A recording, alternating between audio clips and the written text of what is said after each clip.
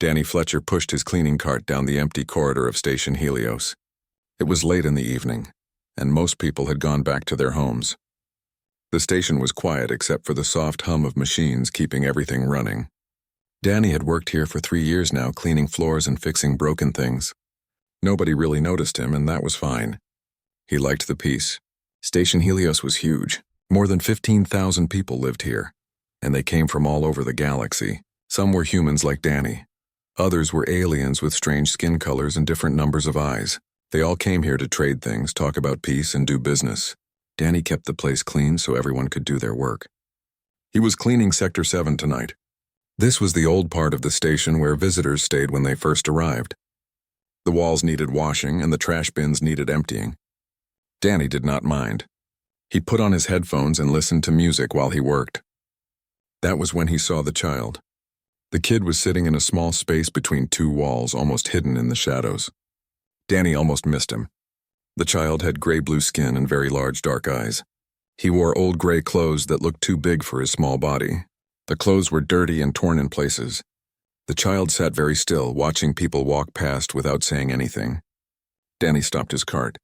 He looked at the child carefully. The kid looked young, maybe 10 years old in human years. But Danny knew that alien children could look different. What worried Danny was how thin the child looked. The kid's cheeks were hollow and his arms were like sticks. "Hey there," Danny said softly. He did not want to scare the child. "Are you okay?" The child looked at Danny for just a second, then looked away. He did not say anything. He did not move. Danny felt worried, but he did not want to push. Many aliens did not like talking to humans. He went back to his work, cleaning the walls and emptying the bins. But he kept looking back at the child. The kid had not moved at all. He just sat there still as a stone. When Danny's break time came, he sat on a bench nearby. He opened his lunch bag and took out his sandwich and a container of soup. The food smelled good. He was hungry after working for hours. As Danny ate, he noticed the child watching him. The big dark eyes followed the sandwich from the bag to Danny's mouth. The kid looked away quickly, but Danny had seen it. The child was hungry, very hungry. Danny thought about what he should do. There were rules on the station. You were not supposed to help alien children without permission. You had to report things like this to the security office. But Danny looked at the thin child sitting alone in the shadows, and he could not walk away. He stood up and walked slowly toward the child. He crouched down a few feet away, not too close. He did not want to scare the kid. Danny put his container of soup on the floor between them. He also put a protein bar next to it. "I do not know if you can eat human food," Danny said quietly. "But if you are hungry, you can have it. I do not want anything back. It is just food." The child stared at the food. Then he looked at Danny with those big dark eyes. Danny could not read the expression on the child's face. He did not know what the kid was thinking. Danny stood up and walked back to his cart. He started working again, cleaning the corridor. He did not look back at the child. He wanted to give the kid privacy. Maybe the child would eat, maybe he would not. Danny did not know. 15 minutes passed. Danny finished cleaning that section of the corridor. When he pushed his cart past the small space again, he looked.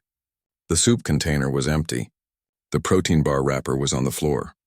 The child was still there, sitting in the same spot. But something was different. The kid did not look quite so tense.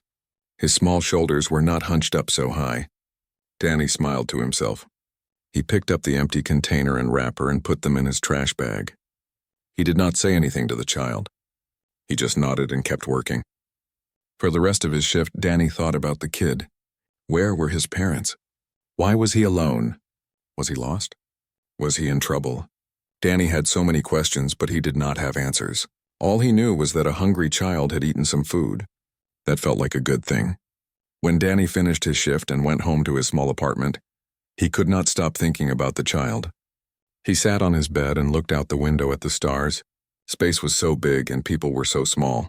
Sometimes, Danny thought, the best thing you could do was help one person. Just one, that was enough. The next morning, Danny went to the station commissary before his shift started. He talked to the woman who worked there, a friendly lady named Betty. "Betty, can I ask you something?" Danny said. "What foods are safe for most aliens? Like, if someone could not eat human food, what would be okay?" Betty looked at him strangely. "That is an odd question." "Why do you need to know?" Just curious, Danny said. He did not want to explain about the child. Not yet. I work with a lot of different people. Betty shrugged. Well, most carbon-based life forms can eat rice, vegetables, and simple proteins. Avoid anything too spicy or sweet. And definitely no alcohol or caffeine. Those can be dangerous for some species. Thanks, Betty, Danny said. He bought some extra food for his dinner that night. Rice, steamed vegetables, and some grilled chicken. Simple and safe. That evening, Danny went back to Sector 7. His heart beat a little faster as he approached the small space between the walls. Would the child still be there? Or had he moved on? The kid was there, sitting in the same spot wearing the same torn gray clothes. When the child saw Danny, his head lifted slightly. Those big dark eyes watched Danny push his cart closer. Danny felt relieved. He did not know why it mattered so much, but it did. The kid was still here, still alive. That was good. Hey, Danny said softly. I brought dinner tonight. Rice and vegetables. I checked, and it should be safe for you to eat. He set the container down in the same spot as before. This time, the child's eyes stayed on the food a little longer. Danny thought he saw the kid's hand twitch slightly, like he wanted to reach for it but was afraid. Take your time, Danny said. I will be working right over there if you need anything. Danny went back to his cleaning work. He scrubbed the floors and fixed a broken light panel. He whistled while he worked, trying to make the space feel less scary. After about 10 minutes, he heard a small sound. The lid of the food container being opened. Danny smiled but did not turn around. The child was eating. That was what mattered. Part 2, the next few days, became a routine for Danny. Every evening when he came to work in Sector 7, he brought food with him. The child was always there in the same spot, waiting quietly. Danny would set down the food, say a few words, and then go about his cleaning work. The child would eat while Danny worked nearby. On the third night, Danny brought pasta with a light sauce and some bread. He had asked Betty to make sure everything was mild and safe. As he set the food down, he noticed the child was watching him more carefully now. The kid did not look away as quickly as before. My name is Danny, he said as he placed the container on the floor. Danny Fletcher. You do not have to tell me your name if you do not want to. I just thought you should know mine. The child did not respond. But Danny saw something change in those dark eyes. Maybe understanding, maybe curiosity. It was hard to tell. Danny sat down on the floor a few feet away from the child. He took out his own dinner and started eating. He talked while he ate, filling the silence with stories about his day. You know, I fixed 3 broken toilets today, Danny said. One of them exploded. Well, not really exploded, but water went everywhere. The guy from the Andromedan delegation was so mad. He kept yelling in his language, and I had no idea what he was saying. But I fixed it anyway. The child ate slowly, carefully. Danny noticed the kid's hands were small and delicate. The fingers were longer than human fingers, with an extra joint in each one. The child held the fork awkwardly, like he was not used to human utensils. The food okay? Danny asked. I can bring something different tomorrow if you do not like it. The child looked at Danny. For the first time, the kid made a sound. It was very soft, barely more than a whisper. But it sounded like agreement. Danny smiled. Good.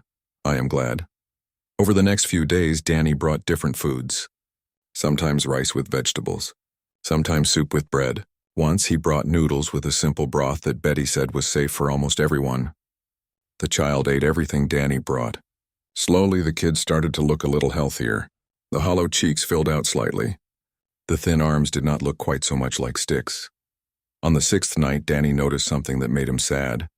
The child's gray clothes had a big tear on the shoulder. The fabric was hanging loose, and Danny could see the kid's skin underneath. It looked cold in this part of the station. The heating did not work as well in the older sectors. Hey, that looks uncomfortable, Danny said, pointing to the tear. I have something in my toolkit that might help. Can I fix it for you? The child looked at the tear, then at Danny. After a long moment, the kid nodded. Just a small movement of his head, but it was clear. Danny felt honored. This was the first time the child had really responded to him. He went to his cart and got out a repair patch. It was designed for fixing fabric and other materials. Danny used them all the time to patch up cushions and curtains around the station. This might feel a little weird, Danny said as he moved closer to the child, but it will not hurt. I promise. The child stayed very still as Danny carefully applied the patch to the torn shoulder. Up close, Danny could see details he had missed before.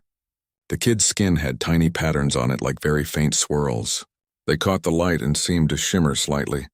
It was beautiful in a strange way. The child was shaking a little. Danny could feel the trembling under his hands. He worked as quickly and gently as he could. "There," Danny said, smoothing down the patch. "All fixed. It is not perfect, but it should keep you warmer." He stepped back and returned to his cart. The child touched the patch carefully, feeling the repaired fabric. Then the kid looked up at Danny. "Thank you," the child said. Danny almost dropped the cleaning solution he was holding. The voice was soft and high, speaking in perfect English with a strange accent. Those were the first real words the child had spoken to him. "You are welcome," Danny said, trying not to show how surprised he was. "You speak English?" The child nodded. "A little. I learn fast." "That is amazing," Danny said honestly. "I have been trying to learn Centaurian for 2 years and I can barely say hello." The smallest hint of a smile appeared on the child's face. It disappeared quickly, but Danny had seen it. The kid could smile. "That was good. Are you okay here?" Danny asked carefully. "I mean, do you have a place to sleep? Is someone taking care of you?" The smile disappeared completely. The child looked down at the floor. "I am okay," he said quietly. "Please do not tell anyone I am here." Danny felt torn. He knew he should report this. A child alone on the station was serious, but something in the kid's voice made him stop. There was fear there. Real, deep fear. "Okay," Danny said slowly. "I will not tell anyone. But if you need help, real help, you can ask me, okay?" The child looked up at him with those huge dark eyes. "Why do you help me?" "You do not know me." "Because you need help," Danny said simply. "And because everyone deserves kindness. It does not matter if I know you or not." The child was quiet for a long time, thinking about this. Finally, he said, "You are different from others." "Maybe," Danny said. "Or maybe I am just a guy who does not like seeing kids go hungry." That night, when Danny finished his shift, he felt good. The child had spoken to him. The kid was eating better and looking healthier. Whatever was going on, at least Danny was helping. That mattered. The 7th night started like all the others. Danny brought food, a warm meal with rice, beans, and some fruit that Betty had said was safe for most species. He was looking forward to maybe talking more with the child, maybe learning the kid's name. But when Danny turned the corner into Sector 7, his heart sank. The small space between the walls was empty. The child was gone. Danny stood there staring at the empty spot. He felt a cold fear in his chest. Where was the kid? Had something happened? Had someone taken him away? He looked around the corridor, hoping to see the child somewhere nearby. Maybe the kid had just moved to a different spot, but there was no sign of him anywhere. The sector was empty except for a few maintenance workers in the distance. Danny set the food down in the usual spot anyway. Maybe the child would come back. Maybe he was just using the bathroom or getting water from somewhere. Danny tried to tell himself these things, but he did not really believe them. He started his cleaning work, but his heart was not in it. He kept looking back at the empty space, hoping to see the child return. But as the minutes passed, the space stayed empty. Danny was so distracted that he did not notice the people approaching until they were very close. He looked up and felt his blood run cold. 5 figures stood in the corridor, all wearing armor that seemed to glow with its own light. The armor was beautiful and terrifying at the same time. It had designs that moved and shifted across the surface. The figures were tall and powerful looking. They had the same gray-blue skin as the child. The leader of the group removed his helmet. His face was stern and serious. He had the same large dark eyes, but they were harder than the child's eyes. They held authority and power. "You are Daniel Fletcher?" the leader asked. His English was perfect with no accent at all. Danny's mouth was dry. His hands shook. "Yes, is something wrong? Is the kid okay?" The armored figures looked at each other. Danny saw station security running down the corridor from both directions. This was serious. This was very serious. "You need to come with us," the leader said. "Right now." Danny felt fear but also determination. "Not until you tell me if the child is okay, please. I just need to know he is safe." The leader's expression softened slightly. "He is safe." "Thanks to you. Now please come with us. The Emperor wants to meet you."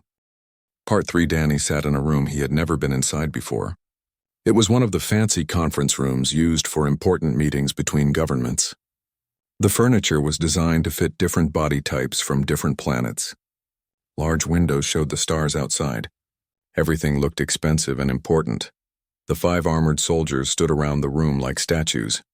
They had not removed their armor except for their helmets. Danny could see their faces now. They all looked serious and strong. These were not ordinary security guards. These were warriors. The door opened and more people came in. These ones wore long robes made of purple and silver cloth. The robes had fancy designs that seemed to shine when they moved. Behind them came 2 humans Danny recognized. Helen Price was the station administrator, the person in charge of everything on Station Helios. Carlos Bennett was the security chief. Both of them looked confused and worried. Helen sat down across from Danny. She tried to smile, but it looked forced. "Mr. Fletcher, these people have traveled a very long way to speak with you. Please cooperate with them and answer their questions honestly." "Am I in trouble?" Danny asked. His voice sounded small in the big room. "No," said one of the robed figures. He pulled back his hood. His face was old, with silver patterns on his skin that glowed softly. When he spoke, his voice was deep and commanding. "You are not in trouble. You are here because you did something remarkable. I am High Chamberlain Varix of the Nexari Imperial Court," the old man continued. "7 days ago you met a child in Sector 7 of this station. Is this correct?" "Yes," Danny said. "Is he okay?" "Please tell me he is okay." "He is safe now," Varix said. "But first I must tell you who that child is. The child you fed and cared for is Prince Kellyan, 3rd heir to the Nexari throne." The room seemed to spin around Danny. A prince. He had been feeding a prince. The hungry kid in the torn gray clothes was royalty. His transport ship was attacked by enemies, Varix continued. Political rivals who wanted him dead. His guards fought to protect him. They all died saving his life. The prince managed to escape in an emergency pod. He came to this station, but he was hurt and scared. He could not tell anyone who he was. He was traumatized and alone. Danny felt sick. The poor kid. All that fear and pain, and he had been sitting alone in a dark corner. "For 7 days our empire searched for him," another robed figure said. "We feared the worst. We thought he might be dead. And all that time he was here, alive because of you." "I did not know," Danny said. His hands were shaking. "I just saw a hungry kid. I wanted to help." "That is exactly why we are here," Varix said. His stern face softened slightly. "You helped him when you had no idea who he was. You fed him from your own meals. You spoke kindly to him. You fixed his clothes. You asked for nothing in return. You treated him like a child who needed care, not like a political tool." Helen and Carlos were staring at Danny with wide eyes. They had not known any of this. "When we finally located the prince yesterday, he told us everything," Varix said. "He told us about the human janitor who saved his life, who gave him hope when he had none, who made him feel safe for the first time since the attack." "Where is he now?" Danny asked. "Can I see him?" "I need to know he is really okay." "He is on our flagship receiving medical care," Varix said. "He is recovering well. Much better than he would have been without your help. The doctors say he was close to death when you first found him. He had not eaten in 3 days. His body was shutting down. You saved his life, Danny Fletcher." Danny felt tears in his eyes. He had not known. The kid had been dying and Danny had just thought he was hungry. "On behalf of the Nexari Empire and the Imperial family," Varix said, standing up. All the other Nexari in the room stood too. Then they did something that made Danny's breath catch. They all bowed to him. Deep, respectful bows. "We offer our eternal gratitude," Varix said. "You saved the life of a prince. In our culture, this creates a sacred bond, a life debt." "I do not want anything," Danny said quickly. "I just wanted to help. That is all, which is precisely why you deserve to be honored," Varix said. "Most people help others because they expect something back. You helped because it was the right thing to do. This is rare and precious." Varix reached into his robes and pulled out a small object. It was a crystal about the size of Danny's thumb. Inside the crystal, light swirled like tiny galaxies. It was the most beautiful thing Danny had ever seen. "This is a token of imperial favor," Varix said, handing it to Danny. "It is recognized across 200 star systems. Any Nexari who sees this will know you are a friend of the throne. If you ever need help, you need only show this. The full power of the Empire will come to your aid." Danny took the crystal. It was warm in his hand and surprisingly light. "I do not know what to say." "Say you will visit our flagship," Varix said. "Prince Kellyan wants to see you again. He wants to thank you properly. Will you come? Danny looked at Helen. She nodded slowly. I think we can arrange some time off, she said. She still looked shocked by everything. Yes, Danny said. I would like to see him again. Make sure he is really okay. Good, Varric said, smiling for the first time. A transport will be arranged. We will make sure you return safely. And Mr. Fletcher, the prince wanted me to give you a message. He said you were the first person in many years to treat him like a regular child instead of a prince. He said you made him remember what safety feels like. Danny felt the tears spill down his cheeks now. He did not try to hide them. Tell him I am just glad he is safe. That is all I wanted. We will tell him, Varric said. But you can tell him yourself soon. After the Nixari left, Helen and Carlos sat with Danny in silence for a few minutes. Finally, Carlos spoke. A prince, he said, shaking his head. You have been feeding an imperial prince leftover soup and pasta. Best leftover soup he will probably ever have, Danny said. And despite everything, he found himself smiling. Helen laughed. It sounded a little crazy, like she could not quite believe what had happened. Danny, do you realize what this means? You just made the Nixari Empire our friends. Do you know how powerful they are? How long humans have been trying to establish better relations with them? I was just feeding a hungry kid, Danny said. I did not think about politics. That is probably why it worked, Helen said. You were genuine. You cared. That matters more than any trade agreement or peace treaty. 3 days later, Danny stood in the main docking bay of Station Helios. He had a small bag with a change of clothes. He felt terrified and excited at the same time. He was going to visit an alien flagship. He was going to see the prince again. Helen stood with him. Just be yourself, she said. That is what got you here. That is what they respect. What do I say to an emperor? Danny asked. His hands were sweating. The truth, Helen said. Always the truth. The Nixari transport ship came through the docking bay doors. It was sleek and beautiful, made of some material that seemed to absorb light. Danny took a deep breath. Here we go, he said. High Chamberlain Varric was waiting at the transport's door. Mr. Fletcher, welcome. Are you ready? As ready as I will ever be, Danny said. He walked up the ramp and into a new chapter of his life. Behind him, Helen watched and smiled. She had always known Danny was special. Now the whole galaxy would know it too. The transport interior was amazing. The walls seemed to be alive, flowing with soft light. The seats adjusted themselves to fit Danny's body perfectly. As the transport lifted off and flew out of the station, Danny watched through the window as Station Helios got smaller and smaller. The journey will take about 2 hours, Varric said, sitting across from Danny. I thought you might have questions. A million questions, Danny admitted. But I guess the main one is why. Why go to all this trouble for what I did? Varric was quiet for a moment. Among my people we have a saying. The worth of a person is shown by what they do when no one is watching and when nothing is owed. You acted with pure kindness. No audience. No reward expected. Such people are rare. That is why we honor you. But I am just a janitor, Danny said. You define yourself by your job, Varric said. We define you by your heart. And your heart is good. Part 4A's the transport got closer to the Nixari flagship. Danny pressed his face against the window like a child. What he saw took his breath away. The ship was enormous. It was easily 10 times bigger than Station Helios. The design was like nothing Danny had ever seen. It had smooth curves like a living creature, but also sharp angles like crystals. The hull seemed to shimmer with colors that changed as you looked at them. That is the eternal dawn, Varric said with obvious pride. Flagship of the Nixari Imperial Fleet. It has been the home of our emperors for 3,000 years. 3,000 years? Danny repeated. He could not imagine anything lasting that long. We build things to last, Varric said simply.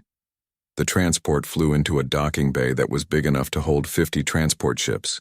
When they landed and the door opened, Danny stepped out into organized chaos. Hundreds of crew members moved around, all wearing different colored uniforms. They worked on ships, carried cargo, and checked systems. But when Danny appeared, something strange happened. Everything stopped.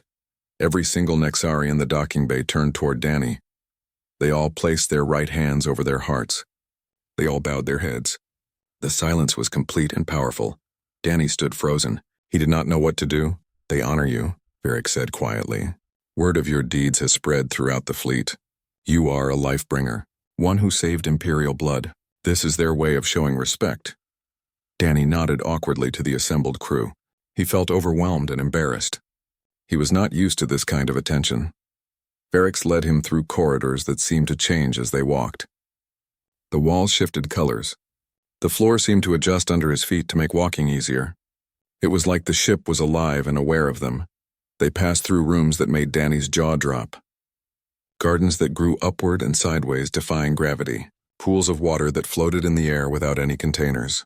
Galleries filled with art and objects from civilizations Danny had never heard of. Everything was beautiful and strange. Finally, they reached a set of huge doors. 4 guards stood there wearing armor that glowed from the inside. They saluted Varix and opened the doors.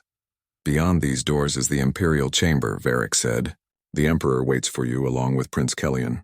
A few things to remember. Address the Emperor as your Radiance. Do not speak unless spoken to, and do not be afraid. The Emperor is fair and just. You are an honored guest. Danny swallowed hard. His heart was pounding. Okay, I can do this.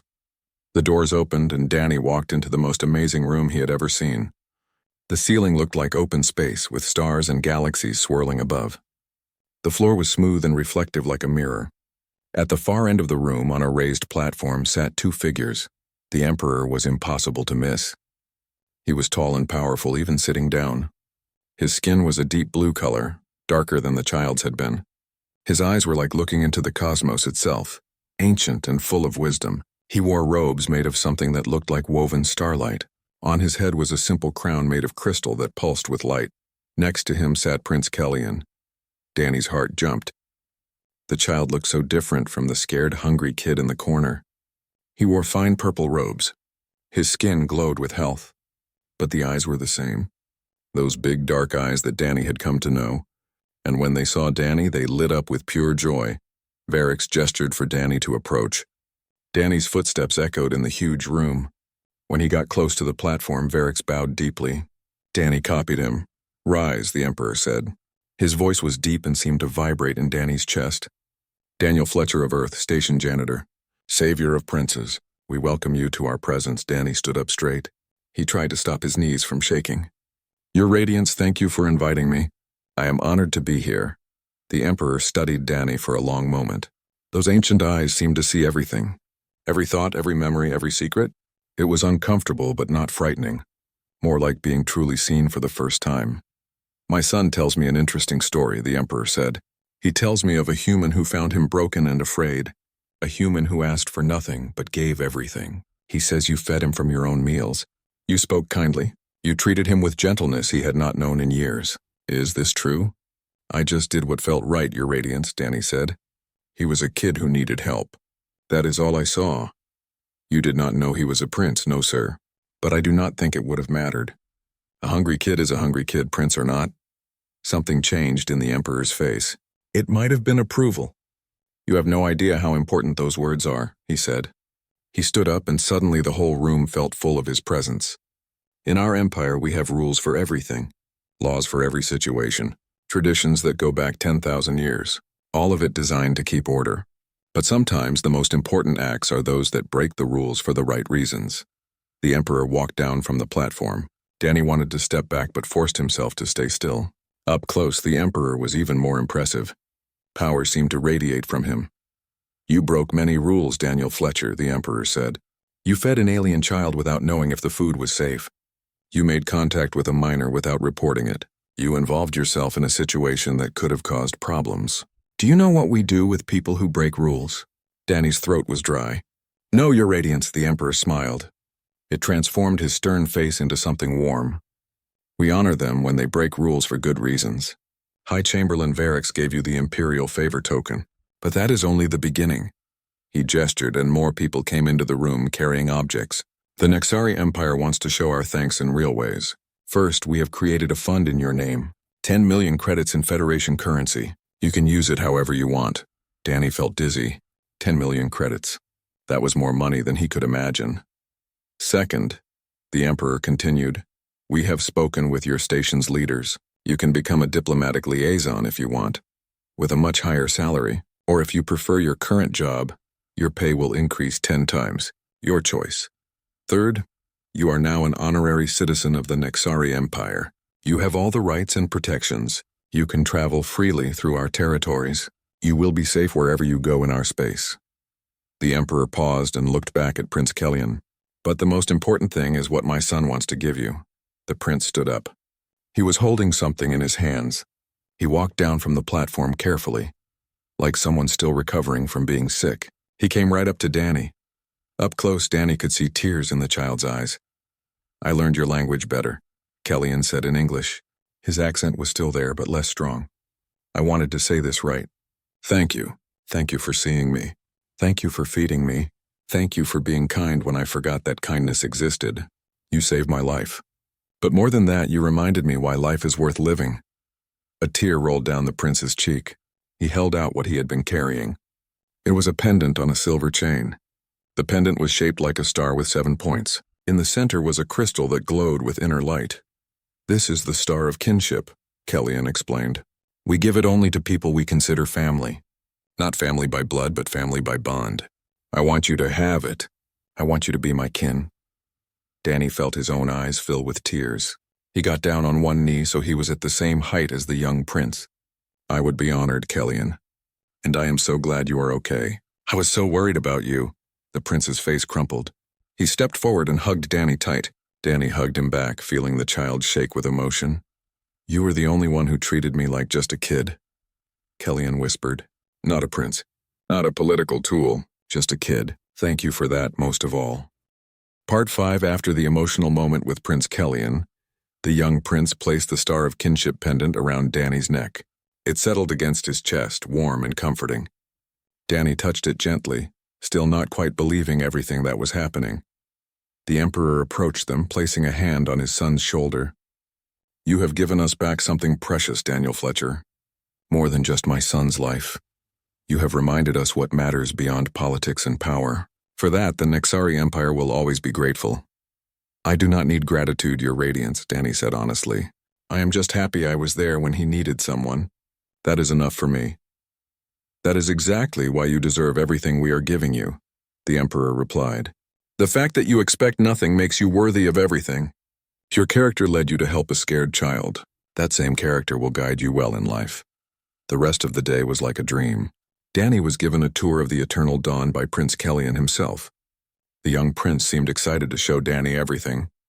They walked through engineering sections where the ship's power systems hummed with energy that Danny could feel in his bones. They visited the observation decks where you could see space in all directions. They went to the training halls where warriors practiced with weapons made of solid light. Everywhere they went, Nexari crew members stopped to bow to Danny. At first it made him uncomfortable, but Kellyan explained that it was their way of showing respect. They honored his deed, not his rank or status. That made Danny feel a little better about it. Eventually they came to a dining hall. It was smaller than the grand chambers they had been in before, but still beautiful. The table could seat about 20 people. The Emperor was already there, along with High Chamberlain Varix and several other important-looking Nexari. "We thought you might be hungry," the Emperor said with a smile. "Please sit. Share a meal with us." Danny sat down next to Kellyan. The food that arrived was amazing. Some of it looked familiar, like vegetables and fruits. Other dishes were completely alien, with colors and textures Danny had never seen. Everything tasted incredible. The Nexari had been cooking and perfecting their food for thousands of years, and it showed. During the meal, Danny talked with the Emperor and the others. They asked him about Earth, about his life, about his work on the station. Danny was surprised to find that talking to an emperor was not that different from talking to anyone else. The emperor was wise and powerful, but he was also curious and kind. He listened to Danny's stories about fixing broken toilets and cleaning corridors with genuine interest. "You find dignity in simple work," the emperor observed. "That is admirable. Too many people think that important work must be grand or impressive. But keeping a station running, keeping people safe and comfortable, that is vital work. Without people like you, civilizations would fall apart." "I never thought of it that way," Danny admitted. "I just like fixing things and helping people." "Exactly," the Emperor said. "You do not need grand motivations. You simply do good work and help those in need. That is enough." Prince Kellyan stayed close to Danny throughout the meal. The young prince kept looking at him like he was afraid Danny might disappear. Danny understood. The kid had lost so much. His guards had died protecting him. He had been alone and terrified. Now he had found someone safe and he did not want to lose that. "Will you visit again?" Kellyanne asked quietly as dessert was served. "I know you have your own life, but I would like to have a friend outside the Empire. Someone who does not see me as a prince first." "I would like that too," Danny said. "I am not good at fancy political stuff, but I can definitely be a friend." "That is all I want," Kellyanne said with a smile. "Someone who will share their lunch and talk to me like I am normal." "You are normal," Danny replied. "You are also a prince, and that is part of who you are. But it is not all of who you are. Never forget that." "I will not," Kellyanne promised. "You taught me that." As evening came by ship time, Varix told Danny it was time to return to the station. Danny felt sad to leave, but he knew he had to go back. He had a job, a life, responsibilities, and honestly, as amazing as the eternal dawn was, he missed the simple routine of his work. The goodbye was hard. Prince Kellyanne hugged Danny tightly, not wanting to let go. "Thank you," the young prince whispered one more time. "For everything. You stay safe, okay?" Danny said. "And remember, you can always talk to me. I might just be a janitor, but I am a good listener." "You are not just anything," Kellyanne said fiercely. "You are my friend. You are family." The Emperor walked Danny back to the transport. Before Danny boarded, the Emperor did something surprising. He placed both hands on Danny's shoulders and looked into his eyes. "You have done more for my family and my empire than you know," the Emperor said. "When you look at the stars, remember you have family out here now. You are never alone." "Thank you, Your Radiance," Danny said. He did not know what else to say. The journey back to Station Helios seemed shorter than the journey out. Danny spent the time looking at the Star of Kinship pendant and the Imperial Favor crystal. He had more money than he ever imagined. He had the friendship of an empire. He had honorary citizenship in one of the most powerful civilizations in the galaxy. But what meant the most was simpler than all of that. He had helped a scared kid. He had made a friend. He had done the right thing without knowing what it would lead to. That felt good in a way that no amount of money or honor could match. When the transport docked at Station Helios, Danny found Helen waiting for him. She smiled when she saw him. "How was it?" she asked. "Amazing," Danny said. "Terrifying, wonderful, all of those things." "I bet," Helen said. "So, have you thought about what you want to do? The diplomatic liaison position is yours if you want it. With your new connections to the Nixari Empire, you could do incredible things." Danny thought about it. He really did. The opportunity was amazing. But then he thought about his routine. His cleaning cart. The quiet corridors late at night. The satisfaction of fixing something broken and making it work again. "I want to keep my job," Danny said. "Same work, same routes. Just with better pay if that is okay." Helen looked surprised. "Really? You could do anything now. Go anywhere. Why stay in maintenance?" Danny smiled. "Because you never know when someone might need help in a quiet corner somewhere. I like being someone who notices the people everyone else walks past. I like being someone who helps."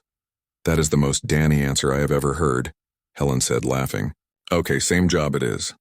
But we are giving you that raise. And Danny, for what it is worth, I am proud of you." The next day, Danny went back to work like nothing had changed. He put on his maintenance uniform, got his cleaning cart, and started his rounds. His co-workers treated him differently at first. Everyone had heard the story. But Danny kept being himself, joking around and doing his job, and eventually things went back to normal. 3 months passed. Danny settled into his routine again. The money sat in his account mostly untouched. He had bought a few things, helped out some friends, donated to charities. But mostly he lived the same simple life he had always lived. One evening, Danny was working in Sector 7. He had just finished cleaning the corridor when he heard a familiar voice behind him. "Hello, Danny." He turned around fast. Prince Kellyanne stood there wearing simple clothes instead of royal robes. 2 guards in plain uniforms stood a short distance away, trying to be inconspicuous. "Kellyanne," Danny said, breaking into a huge smile. "What are you doing here?" "The Emperor said I could visit," Kellyanne explained, grinning. "I wanted to see where it happened, where you found me, and I wanted to see my friend." Danny felt warmth spread through his chest. "Want to get some lunch? I know a great commissary. Betty makes the best pasta on the station." "I would like that," Kellyanne said. As long as you promise not to give me all your food this time. No promises, Danny said. But I will try. They walked through the station together, a janitor and a prince talking and laughing like old friends. People stared, but Danny did not care. Kellyanne did not care either. They were just two people who cared about each other, and that was what mattered. At the commissary, Betty nearly fainted when she saw who Danny was with. But she recovered quickly and made them both excellent meals. They sat at a corner table and talked for hours about everything and nothing. Are you happy? Kellyanne asked at one point. I mean, you could have taken the fancy job. You could have left the station. But you stayed. Why? Danny thought about it. I am happy, he said honestly. I get to do work I am good at. I get to help people, and I get to have friends like you. What more could I want? I want to be like you when I grow up, Kellyanne said seriously. Someone who does good because it is right, not because of what they will get. You are already like that, Danny said. You just need to remember it, even when life gets complicated. As Danny walked Kellyanne back to the docking bay where the prince's transport waited, he thought about how strange life was. A few months ago he had been invisible, just another maintenance worker cleaning corridors and fixing broken things. Now he was friends with a prince. He was honored by an empire. He was, in some small way, famous, but the part that mattered most was the simplest part. He had seen someone who needed help and he had helped them. No hesitation. No,